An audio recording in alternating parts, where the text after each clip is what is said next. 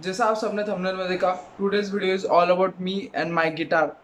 बहुत short video है, बहुत फन वीडियो है और ये one of the most asked question in my personal life है। मेरे दोस्त, कलीग्स, फ्रेंड्स, जो भी लोग मुझे जानते हैं और जिनको पता है कि आई प्ले गिटार, तो उनका हमेशा से सवाल रहा है, भाई कहाँ से सीखा, कैसे सीखा, क्या सीखा, कितना टाइम लगा, कितना गिटार लिया।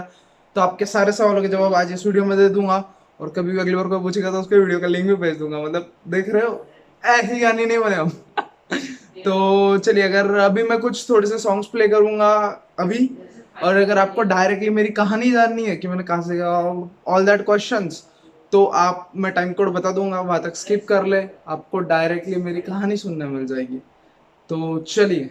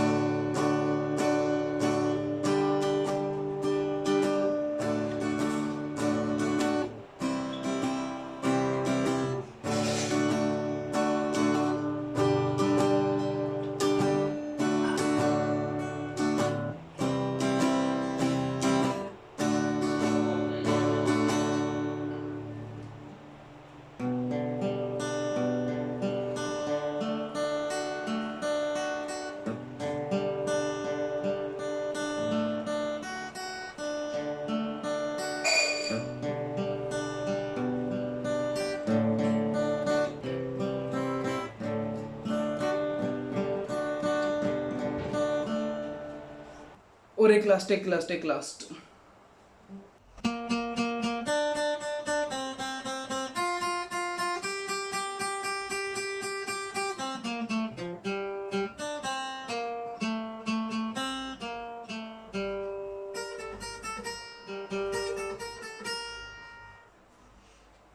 इधर मेरा प्लेइंग गिटार। अब आप कहानी सुने।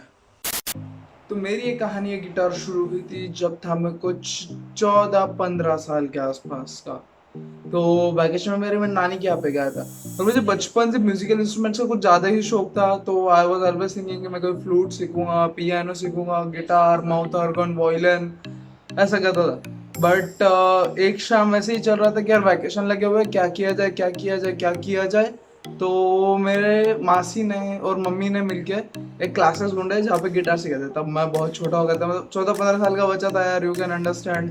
तो उन्होंने बोला कि गिटार क्लास ज्वाइन करेगा क्या। I said yes, and I was super happy at that period. मतलब आपको लगता है किसी बच्चे को अगर छोटे से बच्चे को कैंडी मिल जाए तो वैसे वाली चीज़ थी कि यार 15 साल के बच्चे को उसका ड्रीम इंस्ट्रूमेंट सीखने मिल रहा है, तो जिंदगी कितनी खुशनुमा लगेगी। तो पहला दिन फिर मैं गया गिटार क्लास गया। तो वहाँ पे मतलब पार्थ भैया, विशाल भैया, विरल सर, रोहन सर, जिगर सर, उन्नति दी, सब लोग थे। तो भाई उनसे अच्छा इंटरेक्शन हुआ फर्स्ट डे और कुछ चीज़ें सीखनी चालू करी। तब मुझे लगता है कि भाई जाएंगे हम और डीडीएल जब बजाना शुरू कर देंगे, मतलब चीते हो जाएंगे बजाने में।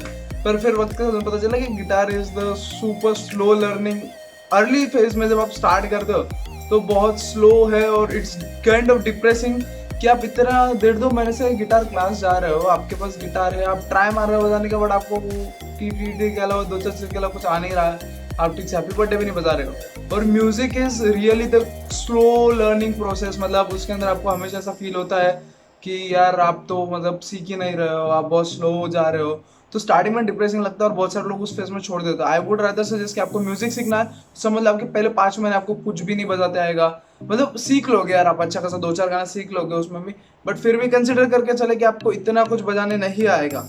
तो अगर आप ऐसा पकड़ के चलते हो तो you will try hard in those period. और वो पीरियड वो होता है ना कि यार आपने कभी झाड़ का देखा है कि एक अबो दो ग्राउंड लेवल ग्रोथ होती है और एक below the ground level growth होती है। तो वैसे ही गिटार मतलब कोई म्यूजिकल इंस्ट्रूमेंट के साथ में किया, और बेसिकली गिटार के साथ में ज्यादा, क्योंकि उसमें आपको फिंगर प्लेइंग करना पड़ता है। तो उसमें ऐसा होता है कि अगर आप वो टाइम पे अच्छा प्रैक्टिस करो ना, तो that's time is important for movement of your fingers. मतलब हमेशा मोस्टली वो आप अपोजिट हैंड से प्ले करते हो जो आप कम यूज करते हो, जैसे मैं लेफ्ट से प्ले करता हूँ क्योंकि मैं राइटी हूँ, तो वैसी चीज है। तो इट्स इम्पोर्टेंट कि आपके फिंगर इजीली मूव होने लग जाए, उनको एक मूवमेंट मिल जाए, एक स्ट्रेच होने लग जाए। तो सारी एक्सरसाइजेस करने में आप जितना आपका टाइम इन्वेस्ट, एनर्जी इन्वेस्ट करोगे, उतने आप फाइन प्ले करोगे जब आप गाने स्टार्ट करोगे।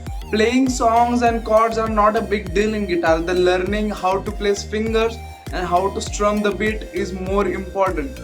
मतलब आपको स्टार्टिंग में जितना सीखना जरूरी है, गाने तो आप ऐसे भी सीख लोगे, खुद से भी बजाना सीख लोगे एक टाइम बाद, बट आपको आपका बेसिक्स अगर पक्का होगा, बेसिक से भी ज्यादा आपका अगर फिंगरिंग एक्सरसाइजेस पक्के होगे तो you will flaunt in playing guitar यार। आई कैन बेट स्टार्टिंग का फेस थोड़ा रुके और वैसे टाइम था। मैं सीखा नवसारी में, मेरे एक सर है जो बॉलीवुड में सिंगर है, विरल पटेल करके, अगर आपको देखना है तो फेसबुक चल जाइए, इंस्टा देख लो उनका, या फिर आप यूट्यूब पे गाने सर्च कर लो। जुबियन नौटियाल के साथ में, अरिजीत सिंह सर के साथ में बहुत सारे गाने हैं उनके।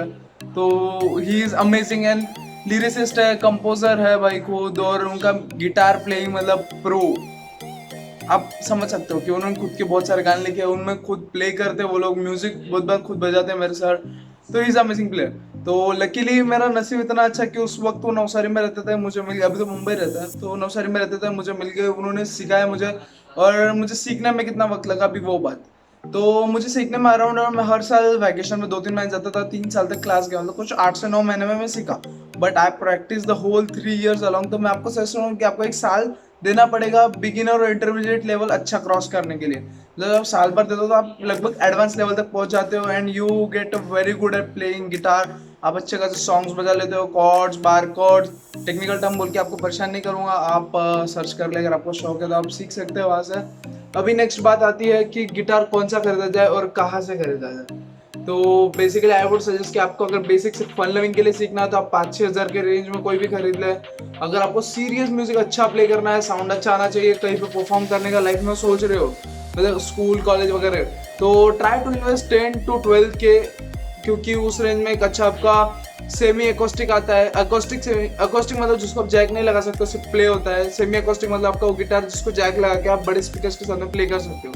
और थोड़ा सा 10 to 12 के 15 के जब आप जाओगे ना तो म्यूजिक बहुत अच्छा आता है। मतलब जैसे ये लेवल पे, और आपका प्लेइंग अगर आप सादे गिटार से प्ले कर रहे हो, अगर आप अच्छा 12-15 के रेंज के लेते हो तो ये लेवल पे, तो इतना आपका प्लेइंग में भी चेंज आता है, तो उससे साउंड ट्यून्ड होता है, अच्छे स्ट्रिंग्स, हर चीज़ बेटर होती है। आई वुड राइज सजेस्ट कि आपकी रिक्वायरमेंट के हिसाब से इन्वेस्ट करें और आपके बजट के हिसाब से।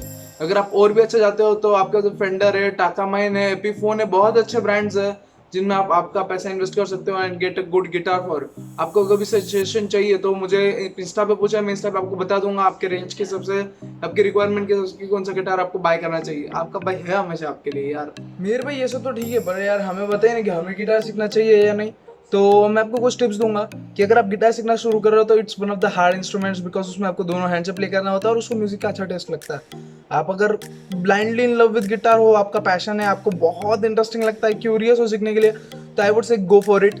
4-5 महीनों में आप इतना सीख जाओगे कि आपको मजा आएगा। बट आप अगर 4-5 महीने स्टार्टिंग में इन्वेस्ट कर सकते हो तो ही जाना, वरना आप स्टार्टिंग में स्टार्ट करोगे, 1 महीना 2 महीना करोगे और छोड़ दोगे, क्योंकि रिजल्ट्स नहीं दिखते स्टार्टिंग में। Second thing, guitar learning is bit, देखिए यार मैं बोल के आपको डिमोटिवेट नहीं करना चाहता हूँ, बट बिट कॉस्टली है कि आप अगर क्लासेस ज्वाइन करो तो almost 1000 to 2000 3000 around per month कहीं पे भी आपको पुणे, मुंबई, नासिक ऐसी सिटीज़ में प्राइस पे करना पड़ेगा, सूरत वगैरह, अहमदाबाद, तो उतना आपको इन्वेस्ट करते आना चाहिए।